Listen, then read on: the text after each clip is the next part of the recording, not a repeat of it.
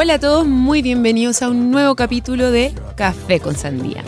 Hoy estamos con una invitada que queríamos traer hace mucho rato, pero llegó el momento indicadísimo porque, dado el contexto actual, está perfecto para hablar sobre derecho internacional. Hoy día estamos con Nadia Silgi Chaín, abogada, máster en Derechos Humanos, doctora en Derecho y profesora de Derecho Internacional Público. Nadia, muy bienvenida a esta sobremesa. Muchas gracias por la invitación. Estamos muy felices de que esté aquí, sobre todo por los temas que están sobre la mesa, literalmente. ¿Qué está pasando con Trump, con los supuestos acuerdos de paz, con Netanyahu, con la Liga Árabe? Tenemos demasiado que hablar. Hay muchas cosas pasando, pero vamos por orden. Hablemos del supuesto último alto al fuego, hablemos de esta especie de acuerdo o plan de paz de Trump, que no fue tal, que ya se ve como un fracaso. Cuando a ti te llegaron las noticias, ¿cuál fue tu primera sensación como experta? La verdad es que no me sorprendió. No me sorprendió que se rompiera este alto al fuego. De hecho, cuando recién se firmó este alto al fuego, ¿no? En Egipto, y Mahmoud Abbas fue y le dio la mano a Trump, que a mí me impactó mucho, porque 2 semanas antes la administración Trump, no le había permitido entrar a Estados Claro. Unidos para asistir a la Asamblea General de Naciones Unidas, ¿no? Y se tuvo que conectar por Zoom. Y yo estoy de acuerdo en usar los medios tecnológicos, pero ¿por qué no usa entonces por qué no hacemos todo por Zoom? ¿Por qué los palestinos tienen que estar relegados al Zoom mientras los otros sí pueden ir? Claro. Siendo Sin que embargo, Netanyahu está con orden de arresto. Acordémonos. Sí, exactamente. Viaja libremente por el mundo alegremente. Exacto. Em, y Mahmoud Abbas fue a la cumbre, Netanyahu no, y le dio la mano a Trump, ¿no? Con los otros líderes árabes que estaban ahí. Y la verdad es que yo ya desde el primer momento, y de hecho lo dije en una entrevista que me hicieron en France 24, me mostré muy escéptica del acuerdo, porque en realidad es un acuerdo que es muy precario y sobre todo negociado muy como a espaldas del derecho internacional. La verdad es que ¿Cómo eso? ¿Cómo eso? ¿A qué te refieres con sí, negociado a espaldas del derecho internacional? o al margen del derecho internacional. Esencialmente me refiero a que los puntos clave, jurídicamente hablando, como sería esencialmente el fin de la ocupación de los territorios del 67, o sea, Gaza, Jerusalén Oriental y el resto de Cisjordania, la ocupación de esos territorios no estaba en cuestión, ¿no? O sea, los territorios iban a seguir ocupados como lo han estado desde 1967 por ya 58 años. La comisión de los crímenes por parte de Israel, y recordemos que Israel, hay bastante evidencia a estas alturas, me parece, que ha cometido el crimen de genocidio en Gaza, que ha cometido crímenes de lesa humanidad y crímenes de guerra, tanto en Gaza como en Cisjordania, incluyendo Jerusalén Oriental. Esos crímenes no iban a ser juzgados, o sea, no había ningún tipo de accountability. La reconstrucción de Gaza por de pronto quedaba en el aire.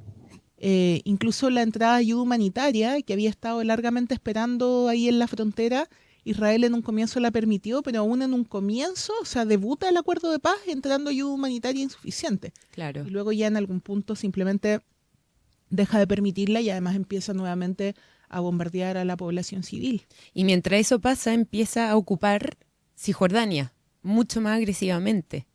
Sí, claro, o sea, de hecho, a diferencia de los acuerdos de Oslo, que por supuesto que también se hicieron al margen del derecho internacional, y por cierto, algo que la gente comúnmente cree, que Israel en aquella oportunidad para los acuerdos de Oslo se comprometió a crear un Estado palestino. Realmente Israel nunca se ha comprometido a crear un Estado palestino, pero al menos en aquella oportunidad el Estado era una posibilidad, ¿no? Se supone que esos acuerdos son para el Estado.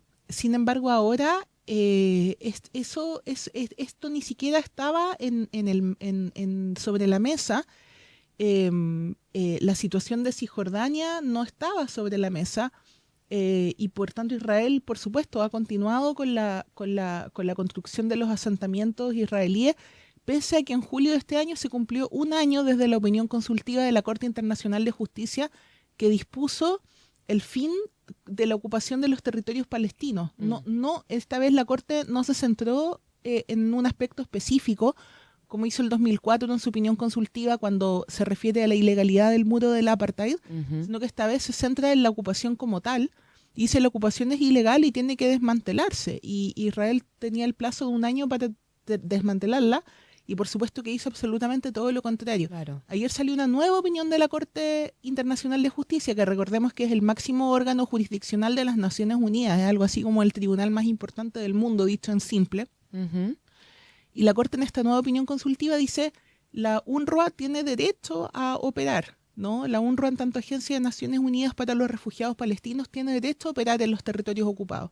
A mí me gustaría hacer un recordatorio porque el tema de la UNRWA es clave. La UNRWA es la principal agencia para los refugiados palestinos, no solamente proveyendo con alimentos, también con educación, con hospital. En el fondo, hacía la vida en Gaza para los refugiados bastante más llevadera.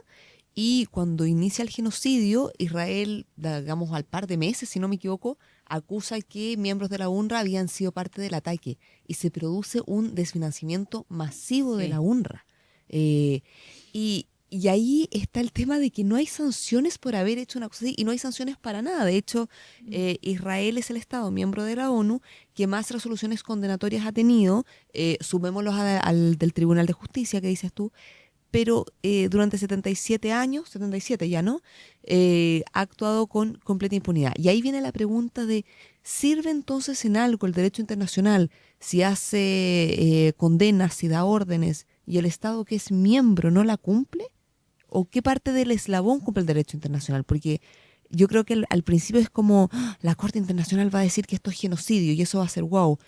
Pero vemos, como dices tú, les dieron la orden de un año de plazo para desmantelar la ocupación y al contrario, se ríen en la cara y sacan ellos resoluciones para avanzar con la anexión. Hacia llega mi pregunta también, porque por un lado podemos entender que el que la Corte emita cierto o diga ciertas cosas marca un precedente.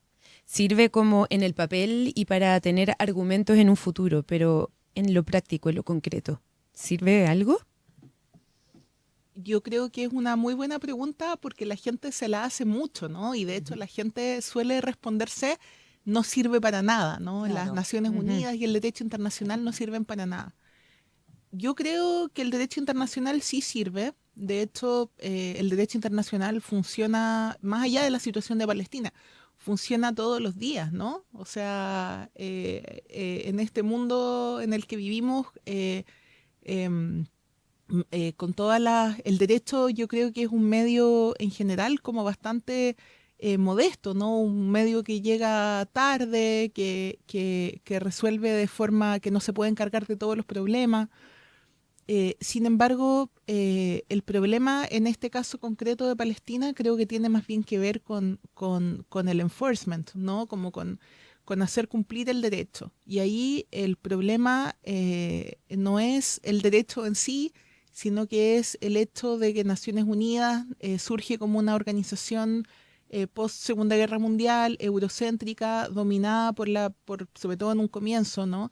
Dominada por la presencia de los actores europeos y de Estados Unidos, fundamentalmente, más específicamente de los países que ganaron la Segunda Guerra Mundial, ¿no? Recordemos que la Organización de Naciones Unidas tiene al Consejo de Seguridad y a la Asamblea General como órganos principales, y el Consejo se conforma por 15 miembros, 5 de los cuales son permanentes, que son los que tienen derecho de veto. O sea, si uno de ellos se opone a una resolución, no se puede aprobar la resolución, y estos miembros son los ganadores de la Segunda Guerra Mundial, es decir, Estados Unidos, Reino Unido, Francia, China y Rusia.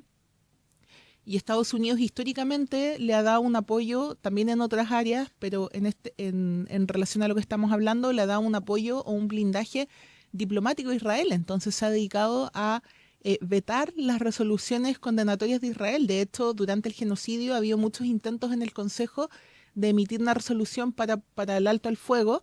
Recordemos que las resoluciones del Consejo son vinculantes, o sea, a diferencia de las de la Asamblea General, que son meras recomendaciones. Por tanto, si el Consejo dispone algo y no se hace, deberían proceder sanciones, ¿no? Que adopte el mismo Consejo.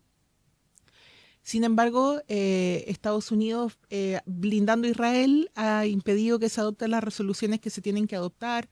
El Consejo de Seguridad también, por ejemplo, fue el que impidió que Palestina, cuando hace la presentación a la ONU el 2011 para ser un Estado, parte de Naciones Unidas, que los estados todavía son el actor por excelencia en la sociedad internacional, fue el Consejo el que vetó el que Palestina fuera un estado como tal, pese a que cumplía con los requisitos en verdad para hacerlo. Y luego la Asamblea General entonces adoptó esta decisión de que fuera un estado observador no miembro, ¿no? Lo cual deja a Palestina, como dice un jurista que de hecho fue el representante palestino ante la Corte Internacional de Justicia, el agente palestino, Ardim Seis, la dejan en una posición de subalternidad a los palestinos. ¿Y existe algún modo, alguna manera de que Estados Unidos o cualquier país que se opone reiteradamente a resoluciones resoluciones que están todos de acuerdo excepto uno, se quede fuera de esa capacidad de veto? No, no. O sea, por ejemplo, hay otro jurista, un abogado de derechos humanos, que se llama Craig Mohiber, que de hecho él era un alto funcionario de Naciones Unidas y en el contexto del genocidio en Gaza, cuando recién empezó, decepcionado por la postura de la ONU, renunció a la ONU y se ha dedicado como a apoyar a Palestina. De hecho, estos días se está llevando a cabo el tribunal sobre Gaza, que es un tribunal de la sociedad civil, tal como fue el tribunal Russell para Palestina, y se está llevando a cabo en Estambul. Y él, de hecho, era uno de los que exponía. Y él, por ejemplo, se refirió mucho al Uniting for Peace Mechanism, ¿no? Al mecanismo pro paz, que en el fondo la Asamblea General decida hacer algo porque el Consejo no ha estado haciendo algo cuando debería, ¿no?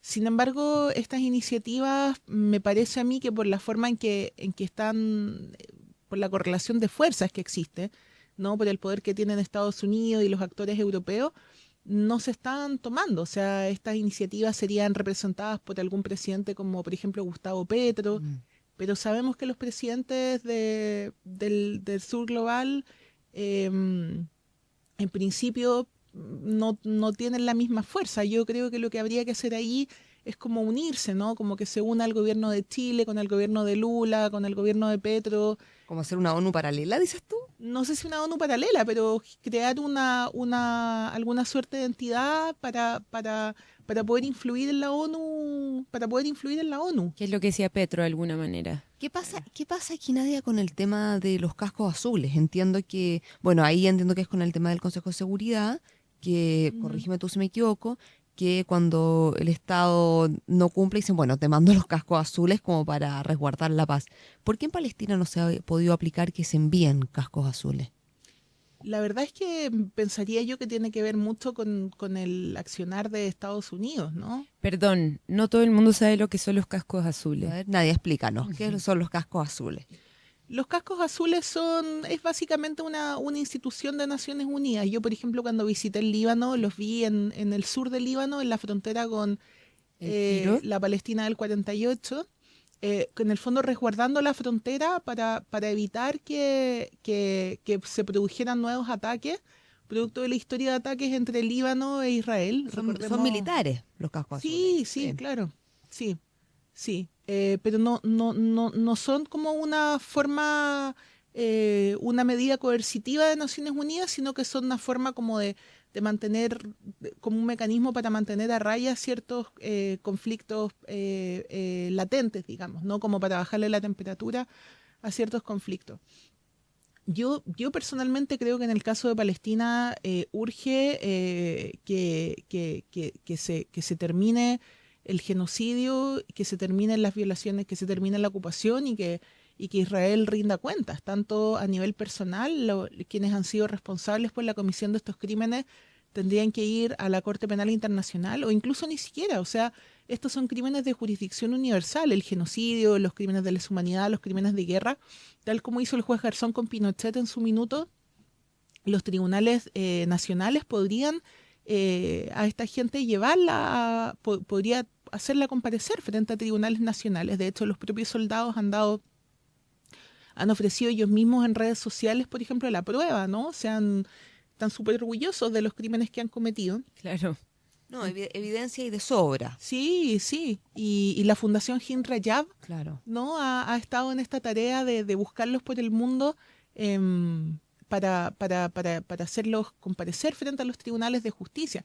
Y también a nivel de responsabilidad del Estado, el Estado de Israel como tal debiese responder, o sea, debiera cesar la comisión de los actos ilegales, dar garantías de no repetición y reparar el daño que ha hecho. Y como la violación de las normas que ha violado, valga la redundancia, es de tal jerarquía, ha violado normas imperativas de derecho internacional como la prohibición de cometer genocidio, la prohibición de cometer apartheid, la prohibición de cometer tortura, la prohibición de adquirir territorio por medio del uso de la fuerza, etcétera.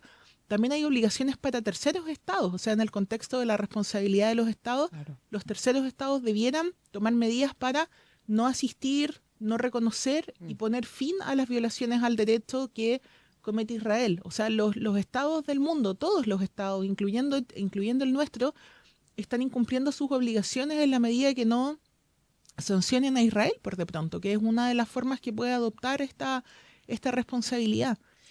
Y otra cosa es que Israel lo está cometiendo como ente ocupante. Sí. Eso es otro punto también. O sea, por supuesto, Israel de hecho no tiene, y esto lo dijo la Corte Internacional de Justicia en la opinión consultiva sobre el muro, la del 2004, Israel no tiene derecho a pretextar legítima defensa en los territorios que ocupa. La legítima defensa es una institución que hace excepción al principio general que rige el derecho internacional post Segunda Guerra Mundial, el derecho internacional contemporáneo, donde la regla prevalente es la solución pacífica de controversias internacionales. Sin embargo, en algunos supuestos, un Estado puede recurrir a la legítima defensa según el artículo 51, capítulo 7 de la Carta de Naciones Unidas, bajo determinados requisitos. Y eso es lo que Israel suele pretextar, ¿no? Alegar, invocar la legítima defensa. Sin embargo, la Corte en aquella oportunidad le dijo, no, esto es entre dos estados. Claro. La potencia ocupante, de acuerdo a las reglas de la ocupación que están en las convenciones de La Haya de 1907 y luego en el derecho internacional humanitario, el derecho de Ginebra, que es del 49, y luego los protocolos adicionales del 77, la Corte basada en eso le dice, no, la potencia ocupante lo que tiene que hacer es proteger a la población ocupada, Exactamente. no defenderse de la población ocupada.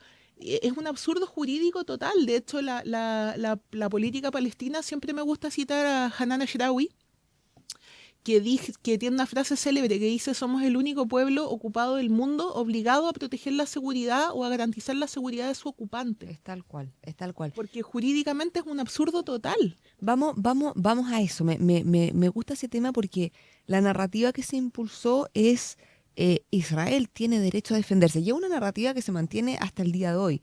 Sin embargo, nunca al revés. ¿Cuándo tienen los palestinos derecho a defenderse? Entonces, vamos al ataque o al contraataque de Hamas el 7 de octubre. ¿Estaba Hamas o cualquier otro grupo de resistencia armada en su derecho de atacar? Hablemos específicamente en derecho internacional. ¿Estaba dentro de lo que hizo Hamas del derecho a la defensa?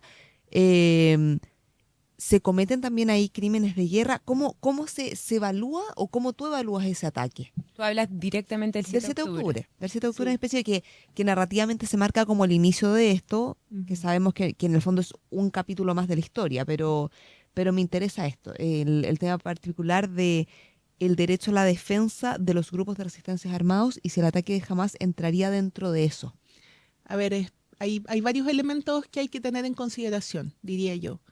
Efectivamente, hay una resolución de la Asamblea General de la ONU, creo que es la 2625, que es de la época de descolonización, ¿no? En la época, en los años 60, ¿no? Cuando había regímenes de colonización, recordemos, los franceses colonizaban Argelia, también existía el apartheid, ¿no? En Sudáfrica, y también existía el caso ya de Palestina como un caso de ocupación prolongada en los años 70. O sea, ya era una ocupación que llevaba varios años y las ocupaciones son, en principio, regímenes temporales. O sea, no en principio, sino que por definición, ¿no? Es como un elemento de la esencia del régimen de ocupación ser temporal.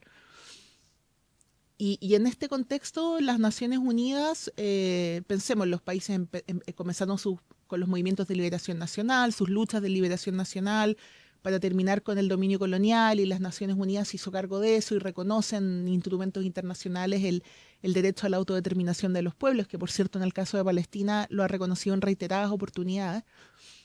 Y en ese contexto hay una resolución, que es esta que mencioné, donde se reconoce el derecho de estos pueblos a la lucha armada, ¿ya? Uh-huh. como parte de su lucha por terminar con ese régimen opresivo. Y estos pueblos recurrieron a la lucha armada, o sea, no solo el palestino ha recurrido a la lucha armada, los sudafricanos, que hoy en día el Nelson Mandela, la gente habla de él como si fuera un santo, o sea, para mí Nelson Mandela es un héroe, lo amo con mi alma. Y Nelson Mandela, entre las cosas que hizo fue tomar las armas, ¿no? Claro. Y estuvo preso muchísimos años por eso. Y las Naciones Unidas reconoce eso. Ahora, ¿qué pasa? Muchas veces la gente cita esta parte, pero no cita la otra parte. Y podemos conversar sobre las falencias o las deficiencias que tiene el derecho internacional. Que en realidad atacar población civil desde el punto de vista del derecho internacional humanitario es un crimen de guerra. Claro. ¿Ya? Y yo creo que incluso podría ser considerado el ataque del 7 de octubre como un crimen de lesa humanidad, ¿no? En tanto ataque sistemático contra la población civil. Ahora, la respuesta de Israel máximo podría haber sido quizás hasta el 8 de octubre, ¿no? Pero en realidad Israel, más que responder a dicho ataque, lo que ha hecho ha sido cometer un genocidio, ¿no? Es un aprovechamiento. Claro, como que tomó la oportunidad para como una cometer un genocidio. Pero Nadia, yo tengo una pregunta. Si Hamás o el grupo armado de resistencia que haya sido el que hizo este ataque el 7 de octubre, atacó ciertamente a esta población civil, Israel ha atacado constantemente a población civil en Palestina. ¿Cuál es la manera de evaluar si es que quién está atacando a quién en población civil y quién está cometiendo un crimen de guerra o de lesa humanidad al otro? ¿Cuál es la balanza para evaluar eso? Claro. Los dos, po. Pero uno en medida más industrial y otro en medida más... Claro, uno un caldo Maggi y el otro... Claro. Claro, una vaina de vainilla, un azafrán, ¿cachai? Como... Es como... Ahora, en el ataque Hamás también... También podría entenderse como un ataque terrorista, aunque el terrorismo es un concepto como largamente discutido en derecho. Es un euro... Sí. total. Ahora, hay muchas cosas del 7 de octubre que no se saben y yo no sé si alguna vez se van a saber. Hay gente que dice no, que el ataque del 7 de octubre estaba planeado con más de un año. Otros que dicen que no, que fue una cuestión esporádica. También he escuchado que originalmente el ataque, porque se toman dentro de los secuestrados, entiendo que habían decenas de soldados.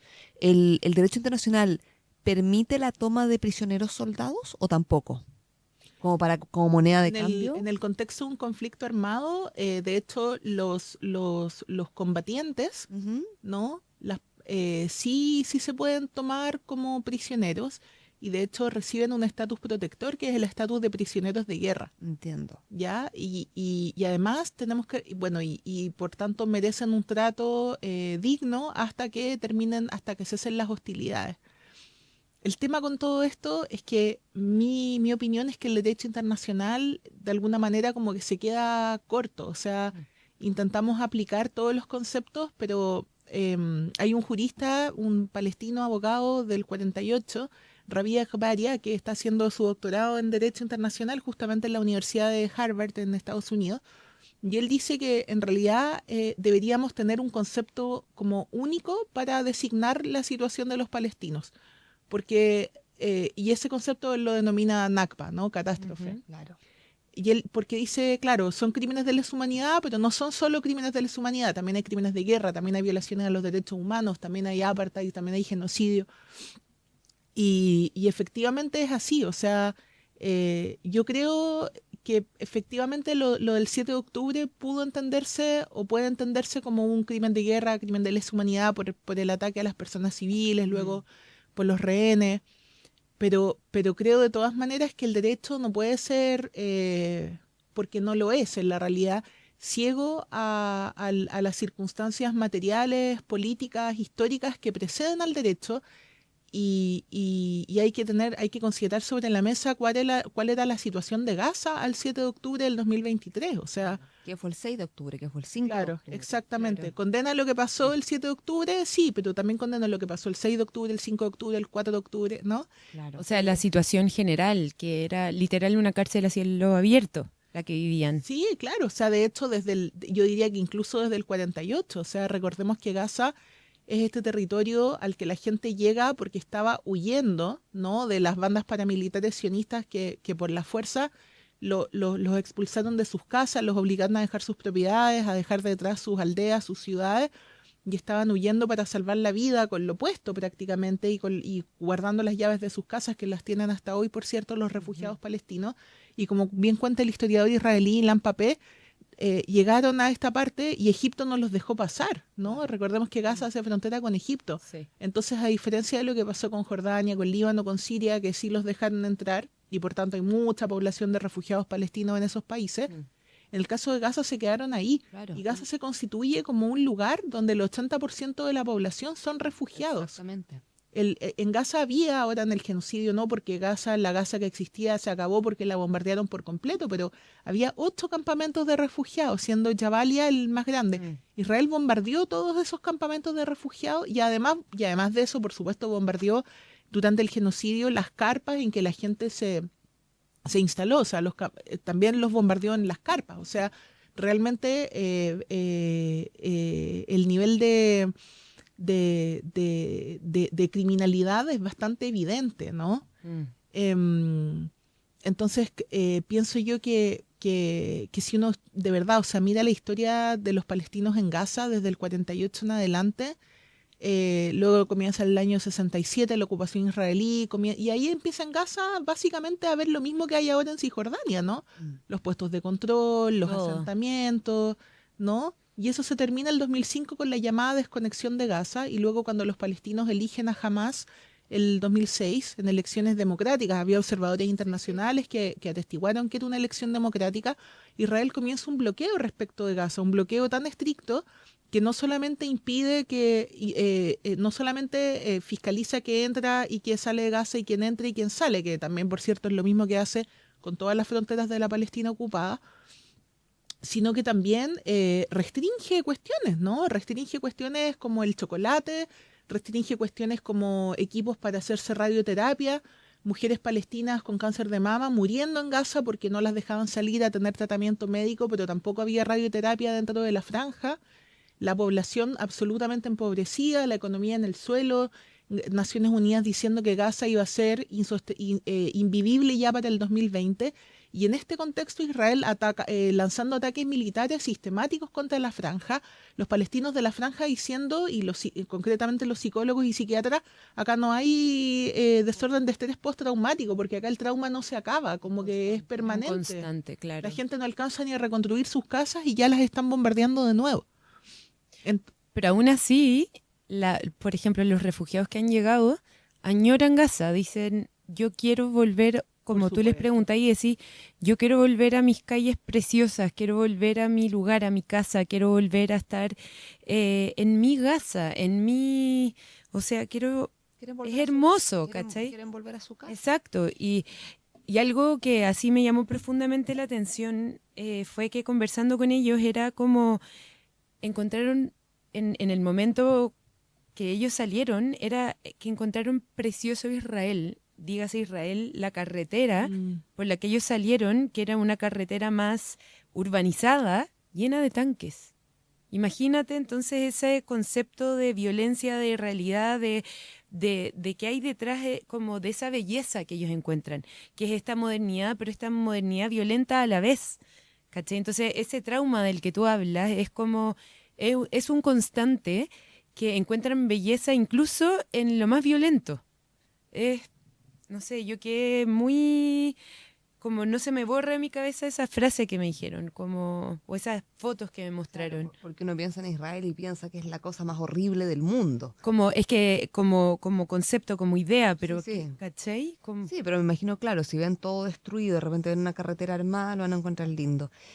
Nadia, a mí me gustaría llevar esto a algo más macro.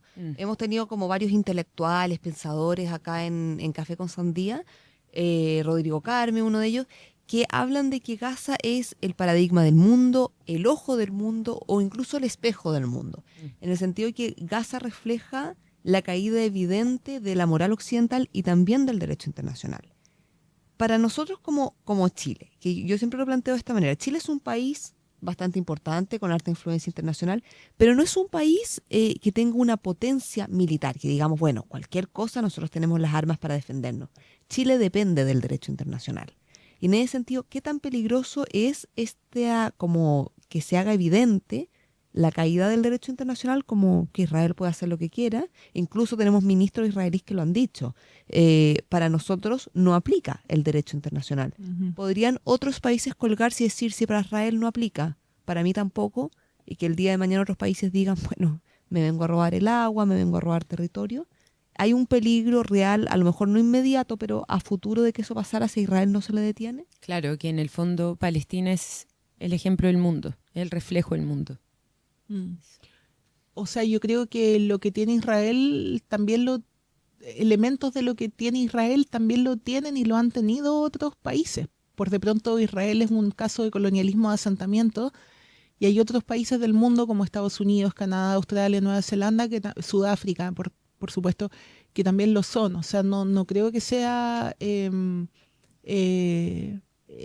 que más allá de la excepcionalidad de Israel, a la que Israel juega completamente, ¿no? Decir, nosotros somos el único Estado judío del mundo, ¿por qué no nos dejan existir? Somos un pequeño Estado, el único, somos la única democracia de Medio Oriente, somos el ejército más moral del mundo, somos el pueblo que más ha sufrido en el mundo.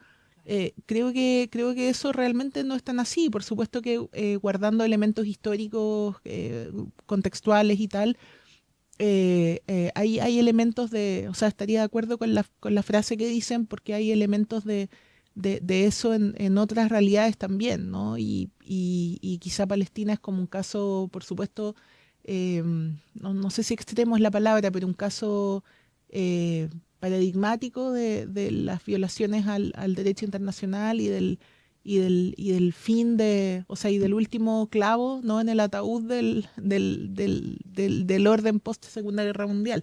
Ahora, dicho eso, yo estoy en un esfuerzo por rescatar el derecho internacional, ¿no? O por intentar como salvaguardarlo.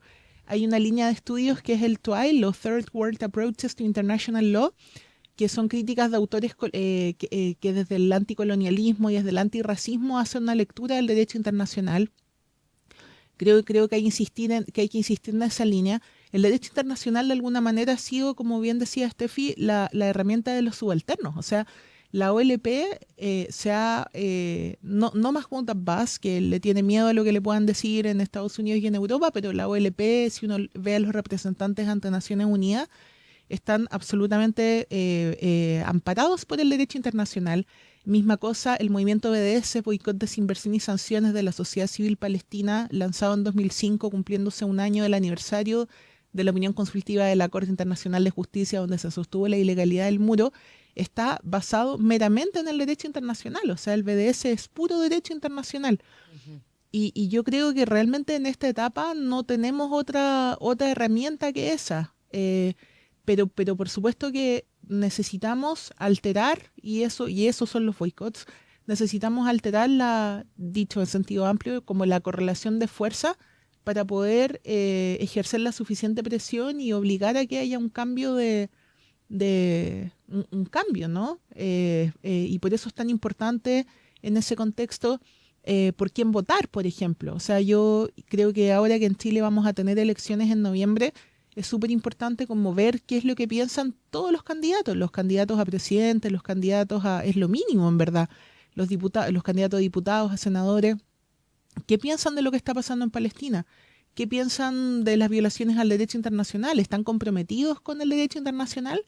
Porque muchos de ellos incluso en el pasado, no sé si actualmente, han sostenido que no les gusta el derecho internacional, que no les gustan las Naciones Unidas, que lo que les gusta, no sé, es la seguridad y el orden y... Como que fueran contradictorios. Claro, Hoy día da lo mismo el color político, todos dicen lo mismo. Todos hablan de la seguridad. Sí, pero hay un libro que a mí me gusta mucho porque el título es muy provocador, que lo coordinó un profesor español que se llama Rafael Escudero, que fue profesor mío en el máster, y se llama Los palestinos y las amenazas a su seguridad. Y a mí me parece muy provocador el título del libro porque siempre se habla de la seguridad de Israel, ¿no? Como si los palestinos no tuvieran derecho a estar seguros. retomando el tema que hablábamos antes, Ujú. ¿no? La frase de Hanan Ashrawi.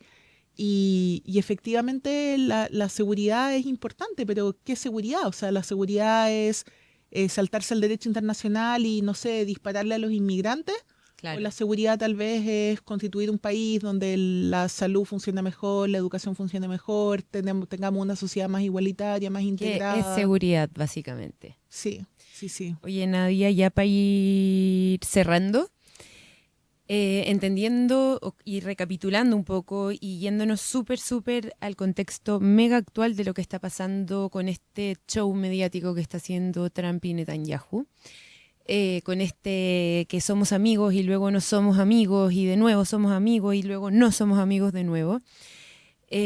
¿Cuál es tu opinión desde el derecho internacional y en súper corta, hagamos el intento, para lo que viene con este supuesto plan de paz?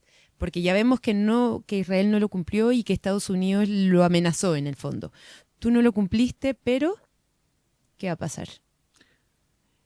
A ver, yo creo que no soy optimista. O sea, no soy optimista. A mí me parece que mientras no exista mientras no exista un cese al fuego real, mientras no exista la reconstrucción de Gaza, mientras no se liberan los presos palestinos, mientras no termine la ocupación, es muy difícil que deje de haber resistencia. Y mientras haya resistencia por parte de los palestinos, va a haber represión. ¿Por qué está preso Marwan Barghouti y no lo soltaron y no lo quieren soltar? ¿Por qué está preso Anwar Sadat? ¿Por qué estuvo tanto tiempo presa Khalida Jarrar? Porque son líderes palestinos que podrían asumir un rol de liderazgo palestino de verdad, ¿no? No como el líder, o líder entre comillas, que hay ahora, que en verdad es un dictador, lleva 20 años ahí sin que lo eligiera nadie realmente. Entiendo, por supuesto, lo difícil que es practicar la democracia en este contexto. O sea, el pueblo palestino ha sido segmentado, fragmentado, jurídicamente, geográficamente. Su derecho a la autodeterminación se impide todos los días. Y entiendo por qué razón existe Mahmoud Abbas en el fondo, pero mi punto es que tampoco es tan fácil para los palestinos porque los que sí podrían ser los líderes o que lo son, están presos, ¿no? El otro día mismo Marwan Barghouti sufrió una golpiza, ¿no? Lo dejaron inconsciente en la cárcel. Israel practica la tortura todos los días. La tortura es el único derecho humano absoluto, porque el bien jurídico protegido en el caso de la tortura es la dignidad humana. Y nada puede relativizar la dignidad humana. No es como el derecho a la vida, que igual existe la legítima defensa, Claro. uno puede repeler un ataque y matar al que te está atacando. Pero en la tortura no hay ninguna justificación para la tortura. Claro, y en Israel, bueno, sobre todo en las cárceles se practica tanto la tortura psicológica como física. Nadia, muchísimas gracias por acompañarnos y aclararnos tantas cosas. Quedamos igual, yo creo, a la final con un montón de incertidumbres porque a uno le gustaría la respuesta sí o no. No, estamos en medio de la historia. Yo creo que este es un momento clave. No sé si quieres dar tus palabras finales para nuestra querido Habibis del Café con Sandy. Bueno, quería agradecer la invitación, ha sido un gusto estar acá, se me hizo súper corta la conversación. Nosotras también. Feliz de volver o de reunirnos en otras instancias y quería invitarles a todos a unirse a la campaña BDS. Yo creo que es una herramienta que tenemos en nuestras manos. El BDS no es solamente dejar de comprar algunas cosas, que por supuesto que también incluye eso, o sea, no vayan al McDonald's, no se compren ropa en Zara. No solo por Palestina, hay otras razones también para no hacerlo, pero el BDS sobre todo es una invitación a hacer activismo político por Palestina, porque la narrativa del BDS llama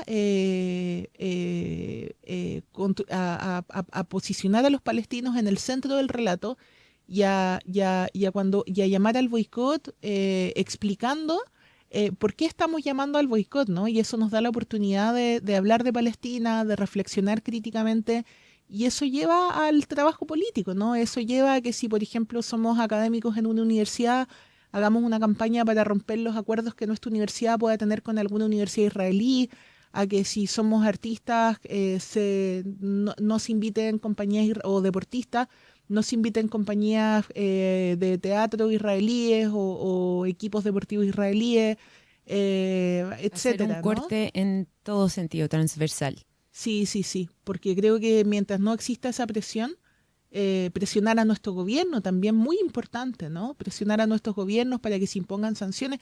Pensemos que en realidad puede ser que los líderes de los gobiernos del mundo, incluso los árabes, estén con Israel al final del día, ¿no? Pese a estos reconocimientos de Estado palestino que realmente no significan nada mientras no se cumple el derecho internacional, ¿no?